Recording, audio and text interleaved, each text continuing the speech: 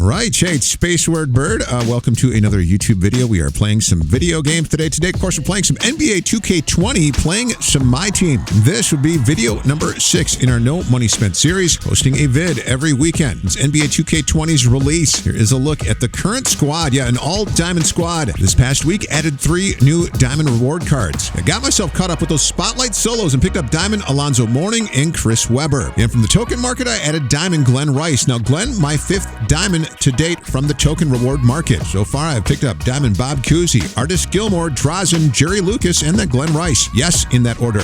Liking Bob Cousy and Artist Gilmore, solid pickups. The others just kind of okay. Now, if you're new to this channel or have fallen behind with your My Team squad, make sure you're going back and checking out our past videos. There are links to them in the video description below, and there'll be a link to a playlist of them at the end of this video. So stick around for that. It is definitely a process going. No money spent. And this season, we're going start to finish, showing you how we're approaching the My Team game mode this season and without spending money on virtual currency. Yeah, and having fun playing the game mode. Now, online this season has been an absolute mess, staying away from that, but offline, yeah, it's been fun. And the player reward cards have been outstanding. And you get them for just playing the game. Now, these spotlight solos, I had put them on the back burner because I wanted to get the 3 dominations knocked out. Yeah, accomplishing that set me up pretty well with some nice player reward cards and put me into the diamond tier of the token reward market. Yeah, with all those free tokens earned from running through domination. Now, looking at these spotlight solos, there's definitely some reward potential, but at what cost? That's what we looked at last weekend. Yeah, I priced out the Clyde Drexler spotlight solos, and thanks to the Nets Playbook and the quick STS play, I was able to pick up what's a pretty nice card in that diamond Steve Francis, and it was pretty easy. Created a spreadsheet for the Drexler solos, laid everything out as to what would be needed to get through those 17 games, the length of the games, lineup restrictions, requirements to advance to the next game,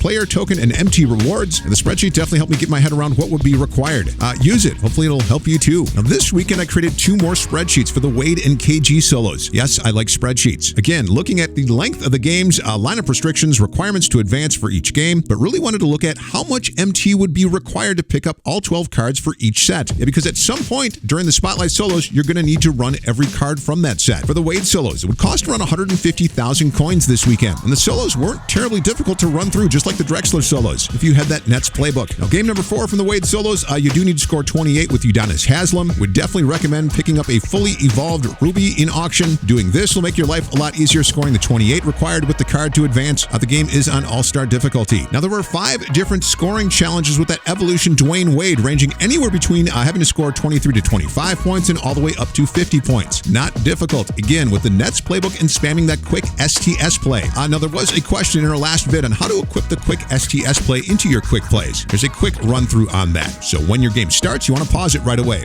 Go to game plan, go to offensive settings, and then go down to play selection. You're going to want to edit plays. Now, me, I like to swap out the 4th play down.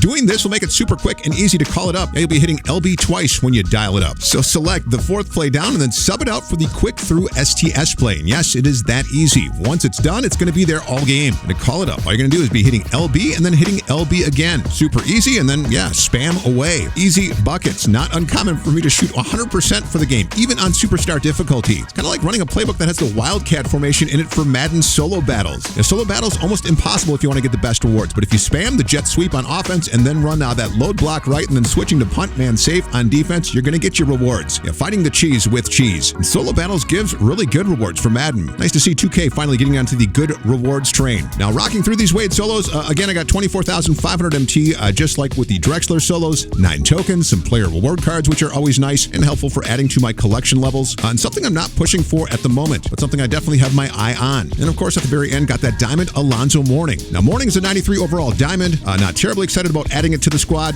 Mourning, you know what you're going to get, and that's a solid defensive card. 97 block, 97 interior defense, 96 strength, 95 defensive consistency, excellent rebounding, 92 offensive, 96 defensive, 2 Hall of Fame badges, post move lockdown and rim protector, 19 gold badges. Now, obviously, if you do it right, the card will be a free reward card. The best cards, the free cards. In big picture, yeah, collecting these spotlight solo reward cards will get you in the end a diamond Magic Johnson card. And with position locks this season, could be really nice. Yeah, a 6'9" point guard could be some point guard meta cheese. Now, if you have any questions on how to get through the Wade solos, if you're struggling, definitely hit us up in the comments section below. Also, the community that follows our channel is extremely cool. Either we'll help out or you'll get some positive community response as well to your questions. Now, for the Cagey solos, they were a little more challenging, really more annoying. First thing you're going to want to do is evolve your Cagey to at least a Sapphire. That will help. And this will happen as you grind through those easier solos at the start. Now, if it wasn't quite enough as far as the stats stats, you can always run some triple threat offline, and a friendly budget baller pro tip. Check it out. To save on MT, I keep a lineup where I only have one card listed, and I put that in the bottom row.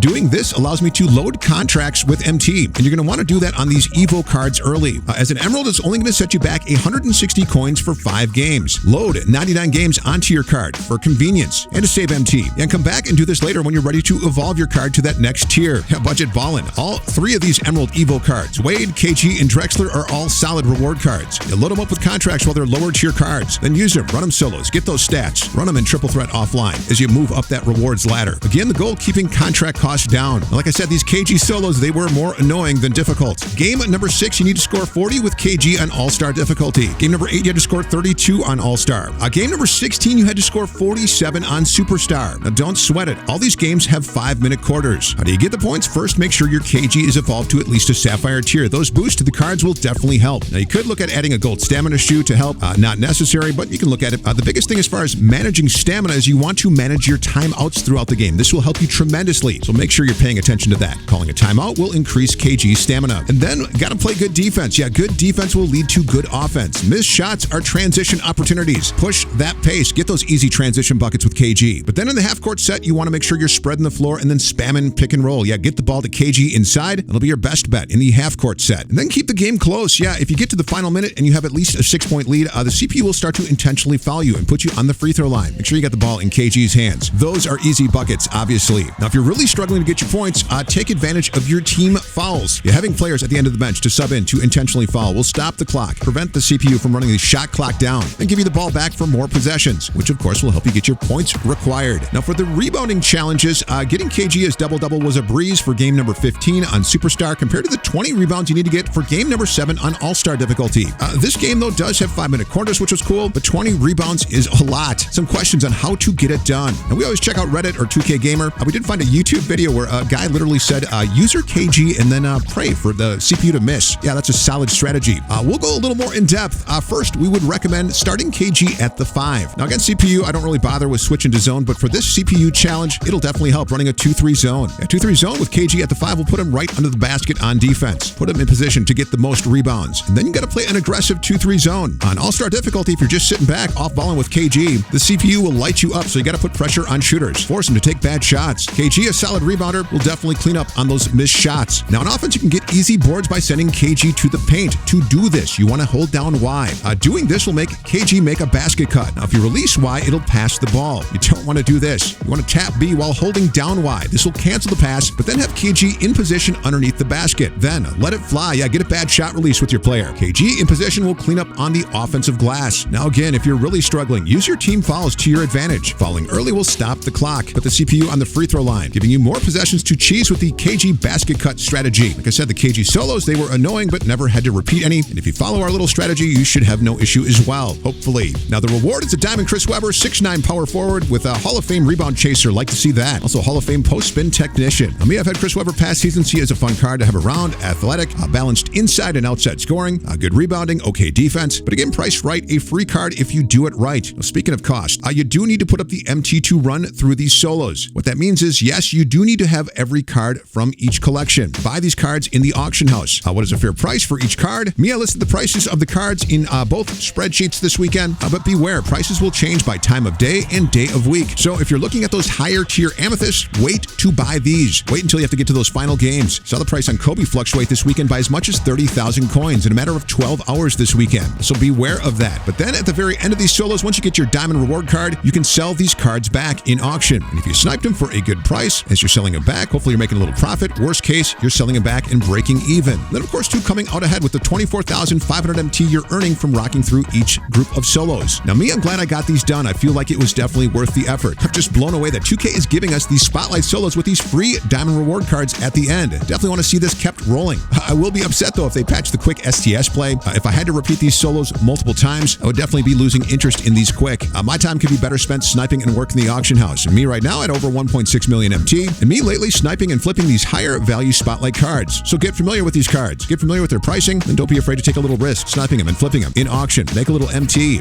Now what is my plan moving forward, going no money spent? I want to spend some time evolving my Diamond Bob McAdoo and Jerry Stackhouse to pink diamonds. Doing that will get me a pink diamond Jason Richardson, which can be evolved to a Galaxy Opal. How do you get McAdoo and and Stackhouse, they were both free reward cards for finishing all-time domination. And Jason Richardson, like we said, is the reward card for fully evolving all the cards from the Domination Completion Collection. Not going to be easy to do, though. As you can see, I've got some work ahead of me, even with these Bob McAdoo and Stackhouse cards. Yeah, Stackhouse, you got to score 3,000 points, get 200 3-pointers, 500 assists. McAdoo also need to score 3,000 points, 1,500 boards, and 200 free throws. So yeah, I got my work cut out for me. I'll be grinding Triple Threat Offline. Be talking about Triple Threat Offline in our next vid. Yeah, great place to get those needed stats for evolving cards while working your way up that reward ladder. Yeah, multitasking as we play the game No Money Spent. Now that's all we've got for you today. Likes, they are greatly appreciated. It's all the motivation we need to keep making more YouTube videos, and subscribe so you're checking out that next vid. And make sure you got notifications on too. Yeah, YouTube gets excited when you guys watch our newly posted vids. We get fired up too. Our vids were always about quality over quantity. We hope you guys appreciate that. For Party Pete, this is Space. We're out.